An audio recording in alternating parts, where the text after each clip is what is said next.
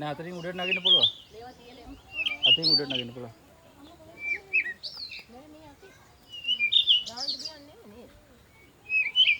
දාන්න එපා කිව්වා.